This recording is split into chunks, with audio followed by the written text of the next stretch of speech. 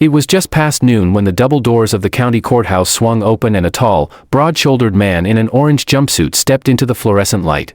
Shackles clinked around his wrists and ankles with every step.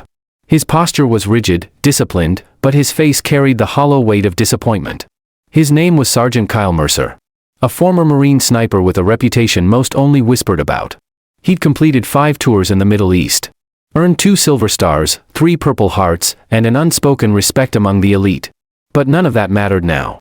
Because today, Kyle Mercer stood on trial for assault, destruction of public property, and resisting arrest. The courtroom was quiet, heavy with curiosity. Local reporters filled the benches, waiting to cover what they assumed was just another military man gone rogue. No one really knew what happened that night, only that a fight broke out, a gas station was destroyed, and 1 man was hospitalized. The official narrative painted Mercer as a violent veteran who couldn't adapt to civilian life. Another statistic. Another tragedy. But that version of the story was about to be shattered. The judge took her seat, her expression unreadable. Court is now in session. As Kyle sat beside his overworked public defender, whispers rippled through the courtroom. Because just then, the side doors opened, and in walked a man whose very presence changed the air in the room. He was older, with steel-gray hair and medals pinned to a dark uniform that hadn't seen sunlight in years. His name was General William J. Rothschild. A 4-star general. Retired, but still powerful enough that when he entered, even the bailiff straightened his back. Everyone turned. The judge blinked. Even Kyle looked stunned. General Rothschild didn't speak at first. He simply walked to the center of the courtroom and nodded respectfully to the judge. "Your Honor," he said, his voice firm but weathered. "With your permission, I'd like to make a statement." The judge, clearly unsure how to respond, finally said, "Go ahead, General." He turned to face the room. "What you've heard about Sergeant Mercer is incomplete. And what you don't know could ruin the life of one of the finest Marines this country has ever produced." It all began 3 weeks earlier. Kyle Mercer had returned to his small hometown in Pennsylvania after years abroad. He wasn't looking for trouble. He just wanted peace. To forget the sound of bullets and the weight of watching brothers fall beside him. He lived in a modest apartment above a hardware store and worked nights as a security guard. No medals on the wall. No stories about the war. Just silence. He didn't speak much, but he always showed respect. To the elderly. To shopkeepers. To the little boy who sold lemonade across the street. But something inside him never truly returned home. On the night in question, Kyle had stopped at a gas station around 1 a.m. to grab coffee. It was cold, and he was tired. But what he walked into wasn't a simple convenience store. Inside, 2 young men, loud, drunk, and angry, were threatening the clerk behind the counter. They were armed with a bat and a crowbar. The clerk, an immigrant in his early 20s, looked terrified. Kyle tried to de-escalate. He stepped forward and said, "Put the weapons down." They laughed. One of them said, "What are you, some kind of hero?" That's when one of the men lunged at the clerk. What happened next took 7 seconds. Kyle disarmed the first attacker, twisted his arm, and flung him into the snack aisle. The second one swung the crowbar, Kyle ducked, countered, and knocked him unconscious with a single blow. It was quick. Efficient. Controlled. But the cameras? They caught none of that context. Only a man in a hoodie breaking bones, shattering shelves, and dragging 2 men across the floor. When the cops arrived, after the chaos, they saw blood and bodies.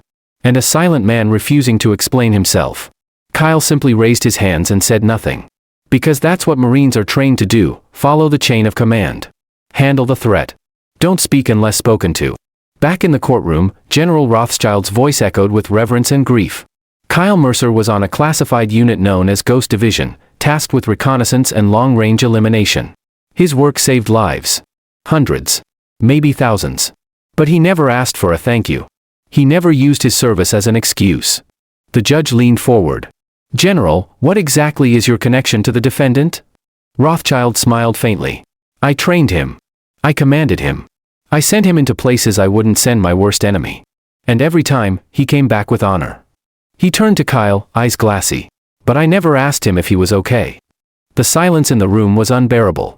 He didn't speak to the police because that's who he is. Loyal. Trained to protect first, explain later.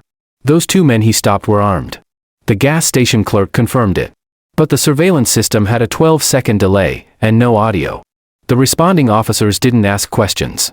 They tackled Kyle from behind, slammed his face into the pavement, and pressed a knee to his neck. Murmurs filled the courtroom. The general's voice trembled. Kyle Mercer didn't resist arrest. He resisted injustice. And today, I'm here not just to testify, but to apologize. To him. To this court. And to the country, for turning our heroes into scapegoats. The judge sat still for a long time. Then she asked, "Does the prosecution wish to respond?" The district attorney, a young man clearly shaken, stood up. "No, Your Honor. In light of the new evidence, and the testimony from General Rothschild, we're dropping all charges." Gasps rang out. Kyle's eyes closed. Not in relief, but in sheer exhaustion. The handcuffs were removed. He stood up, shoulders still square, and turned to the general. "Sir," he said softly.